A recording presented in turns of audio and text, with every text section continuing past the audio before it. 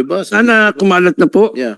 Sa social media po, unang lumabas kay OG Diaz. Diba?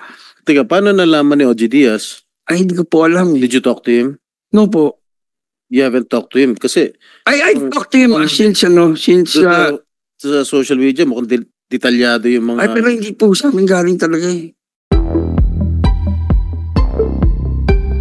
Senado, kinuwestiyon kung paano nalaman ni OG Diaz ang tungkol sa nangyari kay Sandro Muhlach. Naging tampok sa isang pagdinig sa Senado ang tanong ni Senator Jinggoy Estrada tungkol sa kung paano nalaman ng showbiz columnist na si OG Diaz ang tungkol sa insidente ng umano'y pang-aabuso sa anak ni Nino Muhlach na si Sandro Muhlach na kinasasangkutan ng dalawang independent contractors mula sa GMA Network na sila Richard Cruz at Jojo Nones. Sa kanyang pahayag, sinabi ni Estrada na tila may mga impormasyon na lumabas sa publiko bago pa man magsalita ang kanilang pamilya. Paano nalaman ni OG Diaz? Tanong ni Estrada sa harap ng komite. Ayon kay Nino Muhlach, maging sila ay nagulat sa biglaang paglabas ng balita sa social media. Ipinaliwanag niyang wala silang kinalaman sa pagkalat ng impormasyon. Hindi namin alam kung paano ito lumabas, pahayag ni Muhlach. Sa pagkakaalam namin, unang lumabas ang balita kay OG Diaz, ngunit hindi ito nanggaling sa amin samantala sa kanyang social media account, nagsalita na si OG Diaz sa pagdawit sa kanyang pangalan sa nakaraang Senate hearing. Sarkastiko niyang sinabi, "Bakit daw nauna pa ako sa pamilya?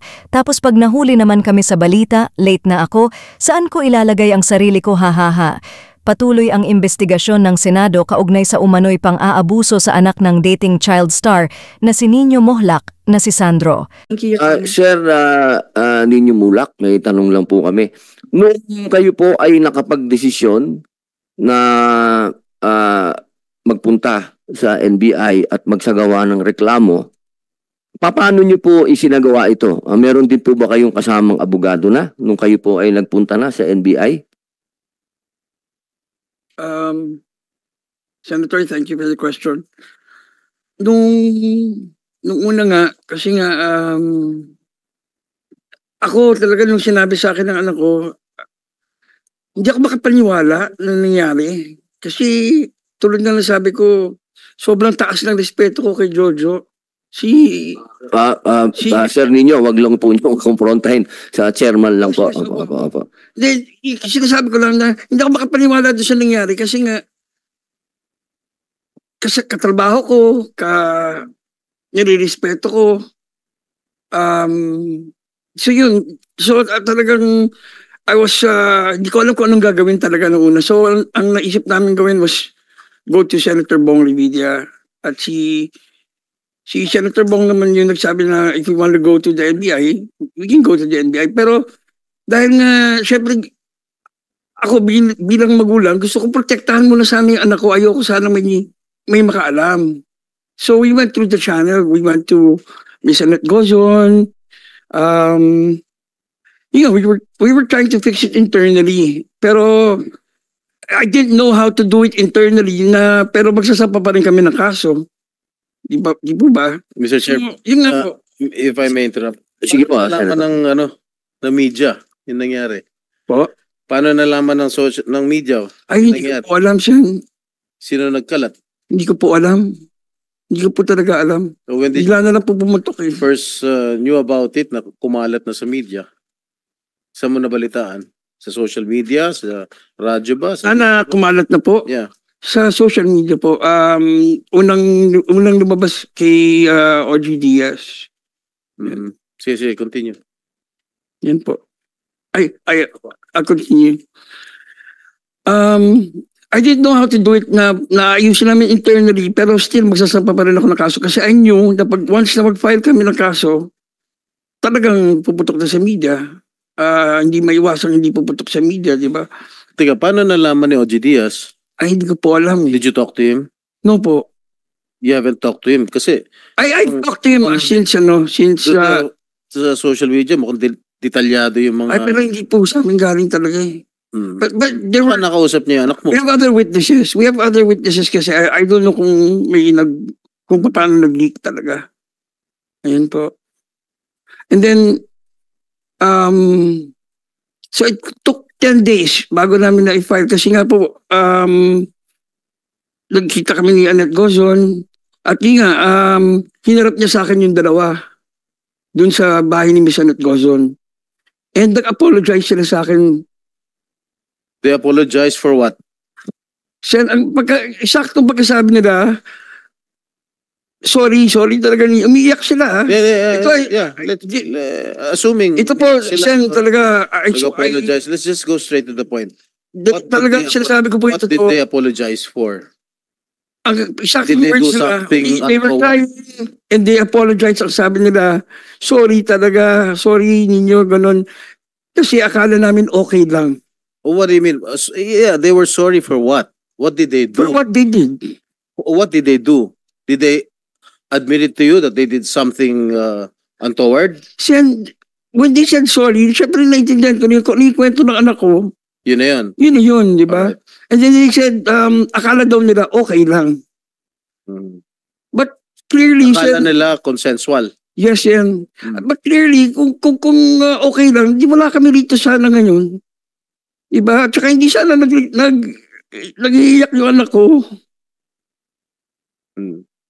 Yun po. Sige. And Miss Annette Gozon was our witness during that meeting. Yun po.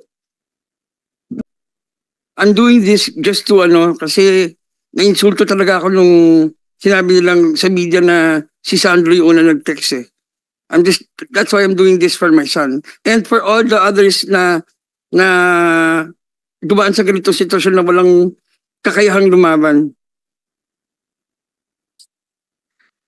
This was the first text.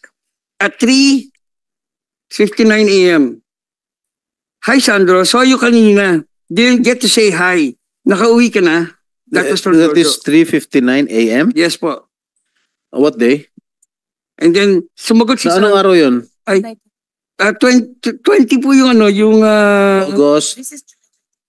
July. 20 po yung gala. So this is 21 ng 21 na. araw. Opo. Okay. Sir Jojo, sorry po. Di po kita nakita kanina. Naka-check-in po kami right now dito sa Marriott, sir. Sino nag-text yan? Po? Sino nag-text yan? Jojo. Jojo. Hindi. Yung text si Jojo, saw you kanina. Didn't get to say hi. Nakauwi ka na ba? Okay, sumagot si Sandro. Sir Jojo, sorry po.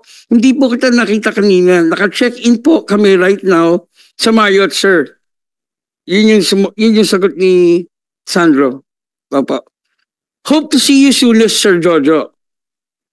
See you soonest, Sino nagsabi Sir nun? Jojo. Sino Ha? nagsabi nun? Si Sandro. Sandro. Okay, sabihin mo lang. Kung Sandro. Is every Para klaro sa tao. event, lagi lagi magbabati si Jojo kay Sandro lang. Hi Sandro, happy birthday, Merry Christmas. So matagal na silang Okay, sige. magka-text ng ganun. Proceed.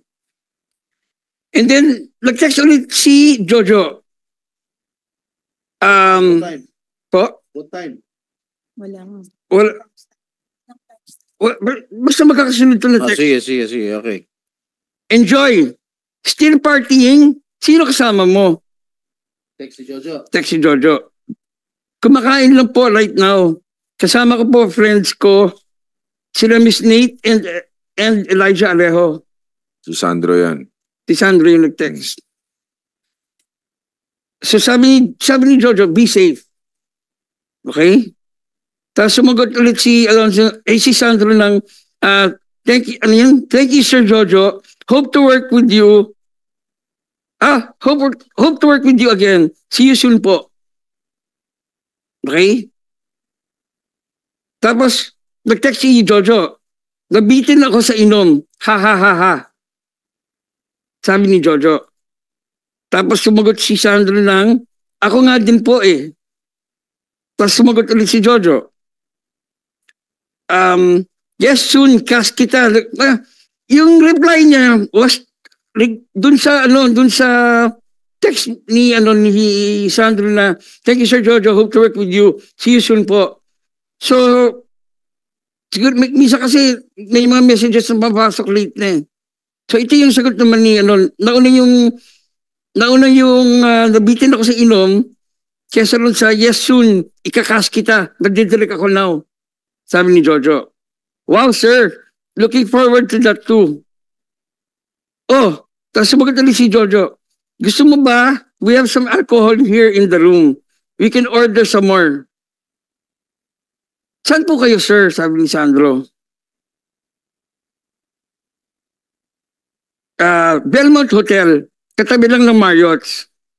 Sabi ni Sandro, sino-sino po kayo, sir? Ha, ha, ha, ha. Just me. Sumagot si Jojo. Just me. And then, matagal na yun, hindi nag-reply si Sandro. Siyempre, yung bata, nakita niyang siya na mag-isa, hindi yung sumagot. Takot, di ba? Okay, so, after a while, siguro, nung na-realize na hindi na sumasagot si Sandro, at 4:37 a.m., ha ha ha, sumagot si Jojo after a while, kasi hindi na nga nag-reply si Sandro. Ha ha ha, just kidding. Kasama ko the drama peeps. But we're wrapping up in a bit. Okay? Siyempre, kahit sinong artista na baguhan, given a chance na makasama mo yung drama peeps, you will take the chance. Dahil pagkakataon mo yun, i-market yung sarili mo eh. Makasama sila, makaparty mo. Di ba? Siguro sabi ni Sandro, this is my opportunity. Yes. My cast. That's why. Kaya nga, I would also do the same. naintindihan ko naman siya doon sa point na yun. Pero sabi ko, mali pa rin yung oras. That was yung kumbaga, sermon ko bilang magulang. Mali yung oras. Pero syempre, sabi That was of age what time- already. that was 23 what years time? old na siya, ha? That was what time? 4 Or in 37. the morning. Yes po. And then, sir, andyan ba kayo, sir? Kasi nga, I'm with the drama peeps eh, di ba?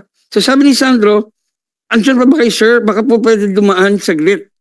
Ha, ha, ha, ha. Kabababa ko lang po. Hindi. Sumagot mo na siya ng sure. May kasama ka? Your Honor, please, we would like to, because we also have a copy of the Can you let Mr. Mulak finish first before you rebut or we submit to that, Your Honor, Mr. Chair. Sure. May kasama ka? No po, ako lang. Kabababa ko lang po sa room ng friends ko. Ox. Sabi ni Jojo. And then, no po. May kasama ka? No po, ako lang. Ox, Belmont Hotel, 700B. Okay po, akit po ako. Hindi po. Just proves na sila yung una nag-text. Sila, di ba? but they admitted na kayo una nag-text, diba? Yes, Your Honor, there was no denial that it was my client who first texted, Your Honor. There was no denial with respect to that, Your Honor.